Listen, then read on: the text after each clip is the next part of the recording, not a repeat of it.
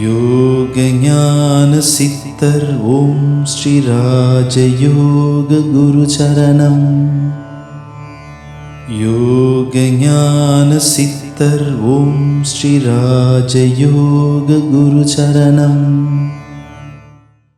தியானம் செய்வதனால் என்ன நமக்கு நன்மை கிடைக்க போகுது அப்படின்னு பார்த்தோமா, தியானம்னு சொன்னாலே அதை பிராணாயாம பயிற்சியோடு இணைந்தாற் போல தான் இருக்கும். தியானம் பிராணாயாம பயிற்சியை முறையாக செய்தீர்கள் என்றால் சக்தியை பயன்படுத்தலாம்.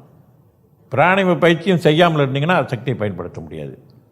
ஆனால் பிராணாயாம பயிற்சி தியானம் செய்தால் வாழ்க்கை முழுமையாக நீங்கள் வாழ்வீர்கள். அர்த்தம் அதுதான். முழுமை என்ன? அப்போ என்ன பிராணாயாம பயிற்சி தியானம் செய்தால் முழுமை? ஆமாம், இறை சிந்தனையோடு வாழ முடியும்.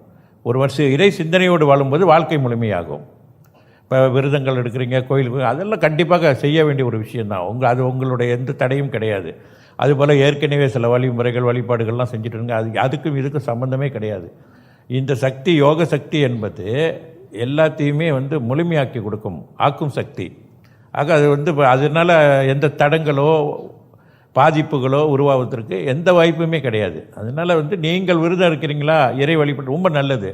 இன்னும் சீக்கிரத்தில் நமக்கு இறை ஞானம் பெறுவதற்கு, இறை அருள் பெறுவதற்கு நமக்கு வாய்ப்புகள் அதிகமாக இறைவன் அருளால் ஏற்படும்.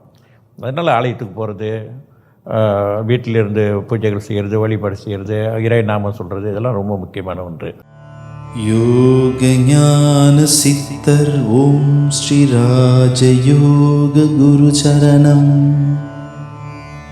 யோக ஞான சித்தர் ஓம் ஸ்ரீ ராஜயோக குரு சரணம்.